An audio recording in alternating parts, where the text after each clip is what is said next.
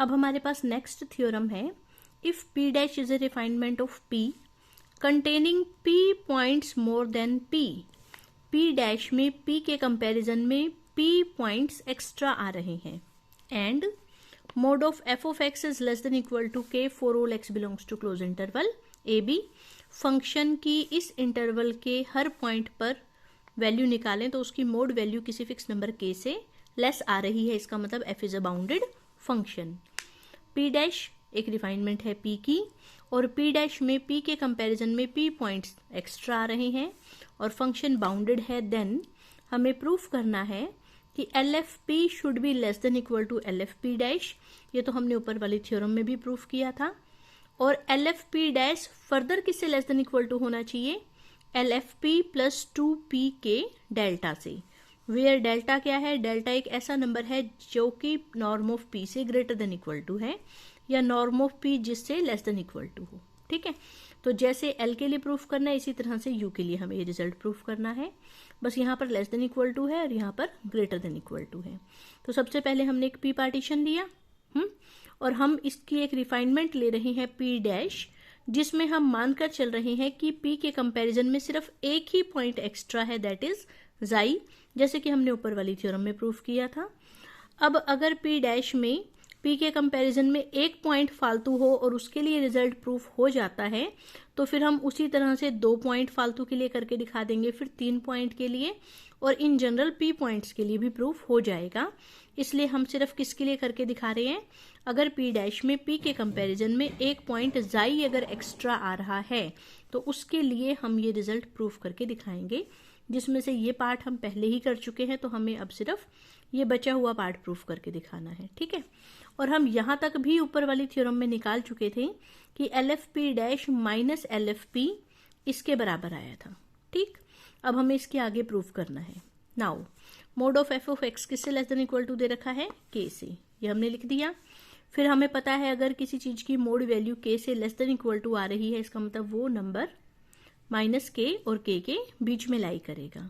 ठीक है, अब उसके बाद हमें देखना है ये लाइन कैसे आई। देखो, अब हम देखते हैं कि ये वाली लाइन कैसे आई, कि माइनस के MR से लेस कैसे है, MR डैश से और MR डैश k से, और हमें गिवन ये वाली लाइन है कि माइनस के less than equal to fx and fx is less than equal to k for all x belongs to close interval AB।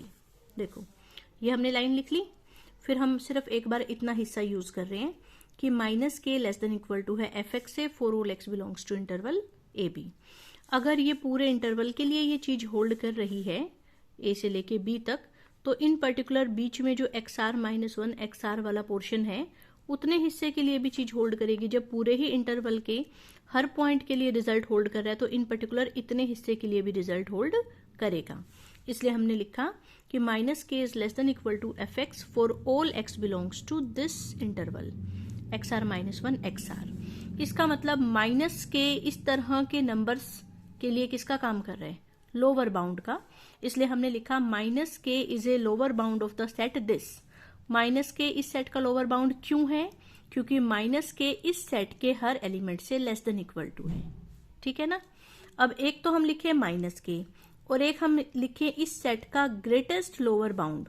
इस सेट का ग्रेटेस्ट लोअर बाउंड, माइनस के तो किसको रिप्रेजेंट कर रहा था, सिर्फ लोअर बाउंड को, और ये किसको रिप्रेजेंट कर रहा है, ग्रेटेस्ट लोअर बाउंड को। और लोअर बाउंड्स हमेशा ग्रेटेस्ट लोअर बाउंड से लेस देन इक्वल टू होते हैं, इसलिए ये वाली लाइन लिखी। और इसकी नोटेशन क्या थी, MR। rth इंटरवल में फंक्शन की GLB को कौन रिप्रेजेंट करता था, MR, तो वहां से आया माइनस के is less than equal to MR। और ये तो हम ऑलरेडी कर चुके थे इससे पहले वाली थ्योरम में कि जो MR था वो लेस देन इक्वल टू था MR डैश से। अब हमें देखना है बचा हुआ कि MR dash less than equal to K कैसे आया। देखो, अब हम इस हिस्से को यूज करेंगे कि fx क्या था, less than equal to k। ठीक, ये चीज पूरे इंटरवल के लिए होल्ड कर रही है, तो इन पर्टिकुलर ये चीज सब इंटरवल के लिए भी होल्ड करेगी। जैसे xi यहाँ पर है, मान लो कहीं अगर कोई चीज पूरे इंटरवल के लिए होल्ड कर रही है तो इन पर्टिकुलर वो इतने हिस्से के लिए भी होल्ड करेगी। इसलिए हमने लिखा कि अगर k greater than equal to है fx से पूरे इंटरवल के हर पॉइंट के लिए, तो k इस इंटरवल के हर पॉइंट के fx से भी ग्रेटर देन इक्वल टू आएगा। इसका मतलब k इस तरह के सारे नंबर से बड़ा है। It means k is an upper bound of the set this. k इस सेट का अपर बाउंड कब बनेगा? When k greater than equal to होगा इस सेट के हर एलिमेंट से, और वो हम ऊपर लिख चुके हैं। ठीक है, अब एक तो मैं लिखूं इस सेट का लीस्ट अपर बाउंड और एक मैं लिखूं upper bound. Least upper bound का मतलब सारे अपर बाउंड्स में से सबसे छोटा। ठीक है, तो लीस्ट अपर बाउंड जो है वो अपर बाउंड से क्या होता है? छोटा होता है। इसलिए हमने लिखा कि इस सेट का लीस्ट अपर बाउंड इस सेट के अपर बाउंड से क्या होगा? Less than equal to.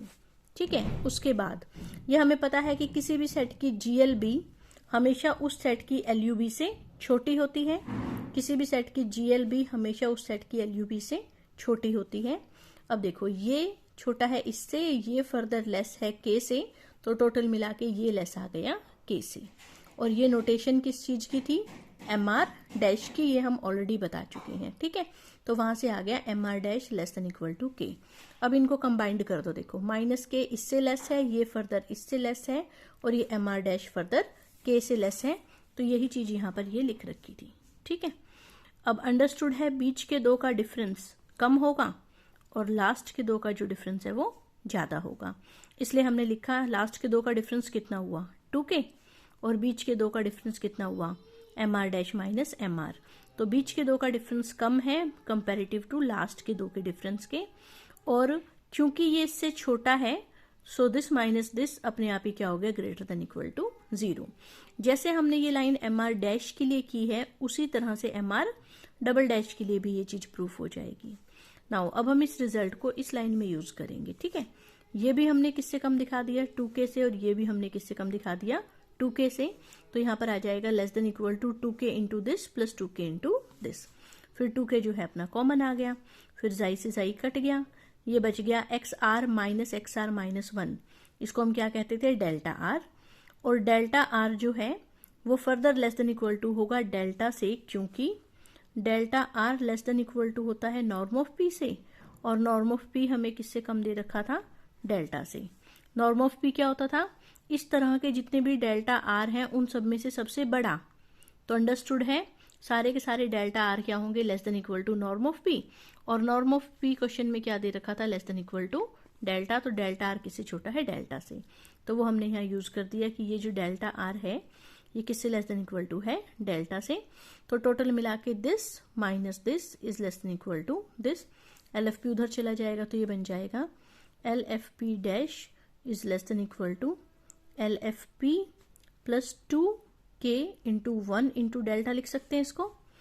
यहाँ पर 1 आया क्योंकि हमने P डैश में P के कंपैरिजन में एक पॉइंट फालतू माना था, तो यहाँ 1 आ गया। 2 पॉइंट फालतू मानते तो 2 आ जाता, 3 पॉइंट फालतू मानते तो 3 आ जाता। हमारे कितने पॉइंट्स क्वेश्चन में एक्स्ट्रा थे? P। तो इसलिए यहाँ पर P पॉइंट्स एक्स्ट्रा जब होगी तो यहाँ P आ जाएगा। और यही रिजल्ट हमें प्रूफ करना था कि LFP dash should be less than equal to LFP plus 2PK delta. यही चीज आ गई। ठीक है, जैसे हमने एक के लिए करके दिखाया, फिर हम 2 पॉइंट्स के लिए, फिर 3 पॉइंट्स के लिए, और इन जनरल फिर हम P पॉइंट्स के लिए ये रिजल्ट लिख सकते हैं। ये हमने ऑलरेडी प्रूफ कर दिया था, ये हमने अब प्रूफ करके दिखा दिया। तो सारे को कंबाइंड कर दो, और जिस तरह से इसका प्रूफ है उसी तरह से इस वाले पार्ट का प्रूफ आ जाएगा।